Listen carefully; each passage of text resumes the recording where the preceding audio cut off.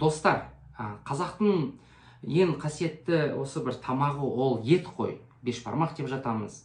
Және сол осы тағамды жасау үшін бізге осы 4-5 ингредиент керек.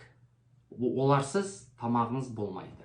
Ең маңыздыларын айтайын, ол міне жайма, қамыр, тұз керек, ет керек және су керек. Тұздығына пияз, жуа керек, жуа деп жатамыз.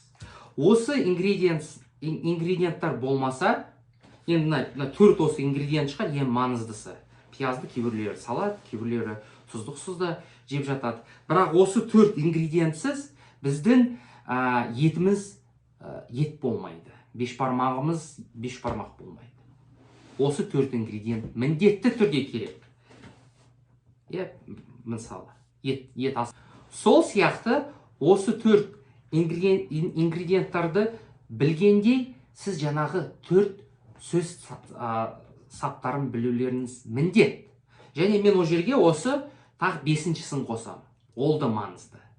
Осы 4-еу сияқты маңызды емес, бірақ 5-шісі де бар, артиклдар. Сонда салыстырайық. Достар, ағылшын тіліндегі ең маңызды сөз табы ол етістіктер. Дәл ет асқанда ет болмаса ол тағам болмайды ғой. Сол үшін сол сияқты ағылшын тілінде де ең маңызды сөз табы ол етістіктер. Егер де етістіктер болмаса, сіздің сөйлеміңізде ол өте үлкен қате. Ұмытпаймыз, әр сөйлемде, әрқашанда, әр сөйлемде ағылшын тілінде минимум бір етістік болу керек. Минимум. Егер де етістік болмаса, онда бұл қате деп санасаңыз болады. Сол үшін ұмытпаймыз, әр сөйлемде, әрқашанда бір етістік болады. Және сіз ағылшын тілін үйренген сайын сіз етістіктерді терең білулеріңіз керек.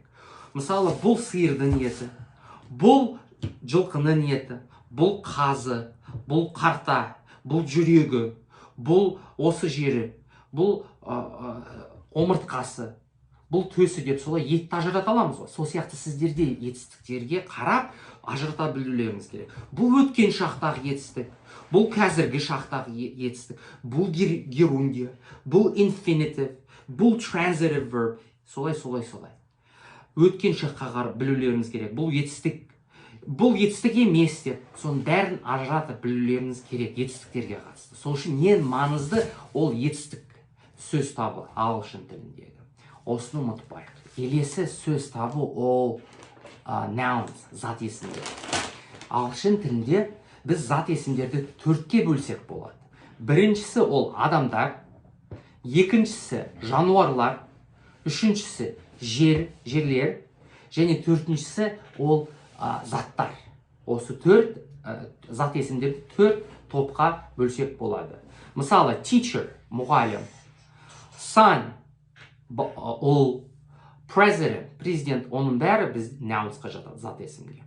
Екіншісі animals, жануарлар, dog, it, dogs, иттер, олар да жануарлар, өздеріңіз білесіздер. Үшіншісі жерлер, мысалы office, school, офис, мектеп, street, көше, бұлар да зат есімдер, мекенжай, жерлер. 4-шісі ол заттар. Заттар мысалы қаламсап, pen, pencils, car, машина, қаламсап, карандаш, машина, бәрі зат есімдер. Осы сөздерді бәрін біз зат есімдер дейміз, олар ағылшынша nouns болады. Ұмытпаймыз. Маңызды, сіздер сөйлемге қарап, бұл зат есім, бұл зат есім емес деп айта білулеріңіз керек. Достар, 3-ші сөз табы ол pronouns, есімдіктер. Ағылшын тілінде бізде 8 есімдіктер бар. 8. Біріншісі I, мен, he, ол, ер адамға айтылады. It, ол, затқа, бір затқа, болмаса бір жануарға айтылады. Мысалы, it is blue. Мынау бұл көк. Мысалы, қаламсап туралы айтып жатсам, it is blue, бұл көк. Сонда бір затқа айтамыз, заттарға, адамдарға емес, бір затқа, болмаса бір жануарға. Мысалы, it is big, it туралы сөйлесіп жатырмыз, айтамыз, it is big, ол үлкен дейміз. Сол заттарға, болмаса жануарларға қолданамыз. Бұл екінші. Үшіншісі, сонда I, he, it, she, ол әйел адамға қолданамыз. Және we, біз, және they, олар. Достар, оларды мен айтып кеткім келеді. Оларды біз көпше түріндегі адамдарға қолдансақ болады. Мысалы, олар келе жатыр. They are coming. Олар. Бірнеше адам.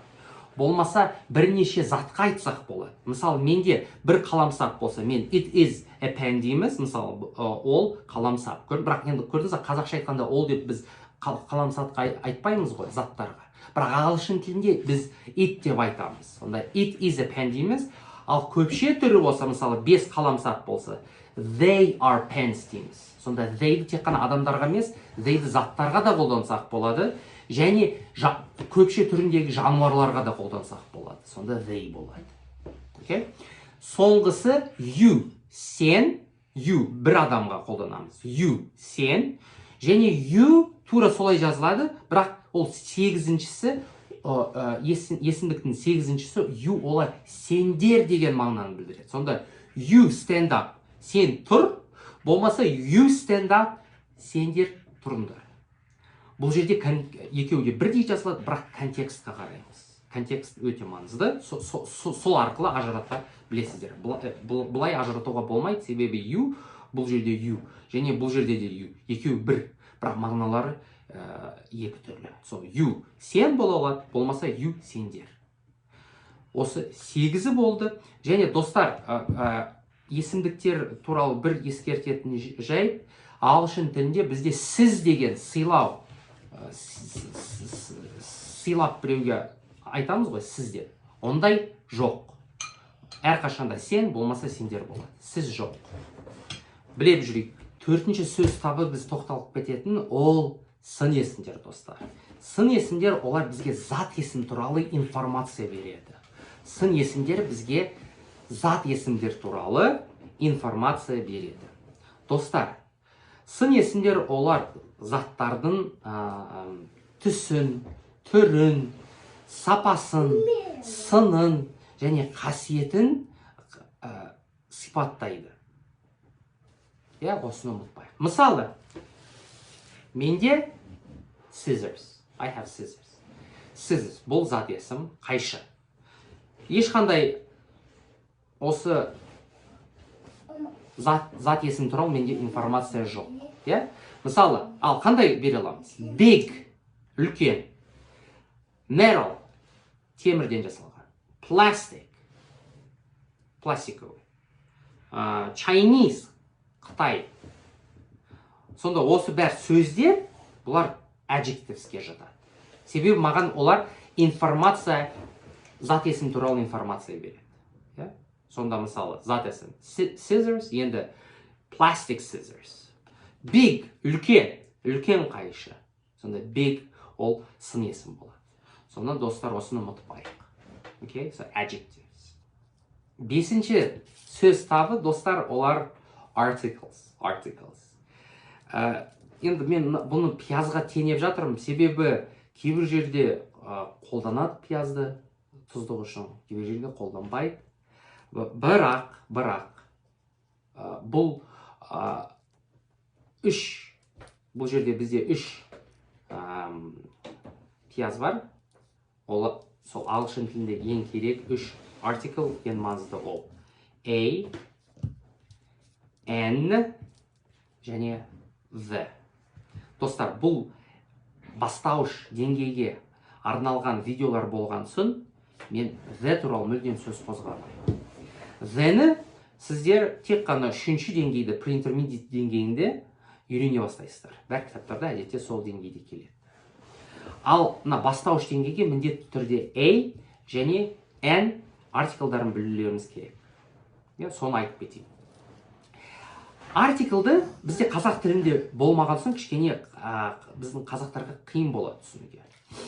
Себебі салыстыратын нәрсе жоқ өзіміздің тілімізде. Иә, ал сын есім, зат есім, етістіктер оның бәрі болған соң біз оны түсінгеніміз оңай болды. Сол ағылшын тілінде, енді любой тілде кейбір нәрселер біздің тілдегіндей болмаған соң түсінуге кішкене қиын болады. Бірақ енді қарап кетейік. Оп-оңай түсіндіреді. Артиклдар, яғни an, олар заттың бір екенін білдіреді. Бір екен. Мысалы, a pen десем, автоматически уже бір қаламсап екенін, бар екенін айтасыз. A car, машина, бір машина деген сөзі біледі. Түсініңіздер ғой, сонда an, ол бір деген жекеше түрін білдіреді заттың, зат есімдердің. Достар, ал көпше түрі не білдіреді? Көпше түрі ол жалғау, сөздің сонында, зат есімнің сонында келетін жалғау, ол s жалғау. Мысалы, pens қаламсаптар, a pen қаламсап. Біреу. Сонда, былайша айтқанда, артикл мен an және s олар біреусі болса, екіншісі болмайды. Ал екіншісі болса, біріншісі болмайды әрқашанда. Мысалы, a pen болса, a pens болмайды. Бұл қате. Сонда екеуін бірге қолданбаймыз. S жалғауы мен артикл an-ді бірге қолданбаймыз.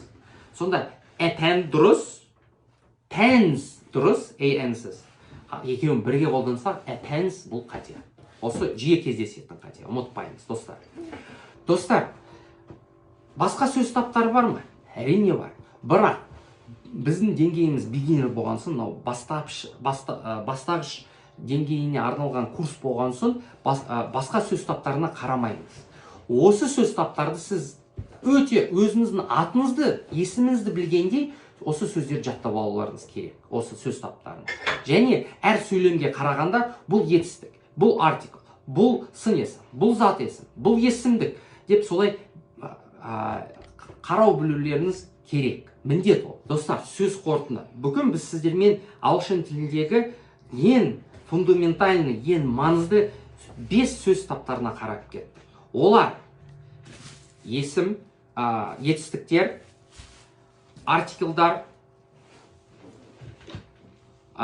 есімдіктер, сын есімдер және зат есімдер.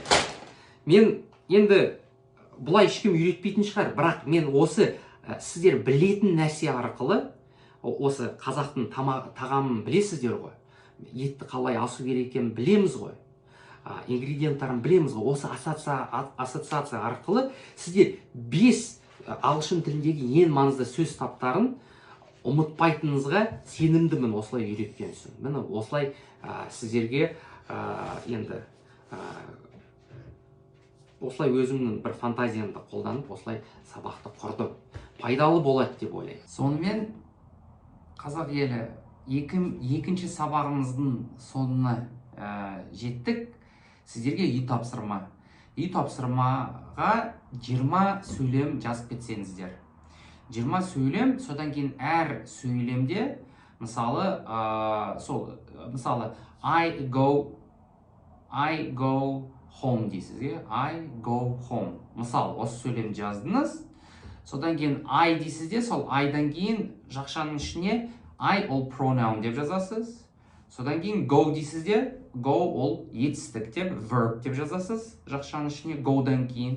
Және home ол noun болады, жер, мекен жай. Сол homeға жақшаның ішіне home'нан кейін noun деп жазасыз. Бұл бір сөйлем. Осындайдан 20 сөйлем, және әр сөйлемде маған қандай жаңағы сөз таптар екен, қандай екенін жақшадан кейін, әр сөзден кейін жазып кетесіздер. Осыны комментарияда жазсаңыздар болады. Бұл үй тапсырма ретінде санаймын. Сіздер жазсаңыздар, мен соны тексеріп, сол жерге қателеріңізді түзеймін. Ал кейбір сөз таптарын қараған жоқпыз. Мысалы conjunctions, prepositions сияқты, to, and, болмаса adverbs, adverbial phrases деген сияқты. Оларға тиіспейміз, тек қана мына өткен 5 сөз таптарын белгілеп кетсіздер, қалғандарын белгілемесеңіздер болады.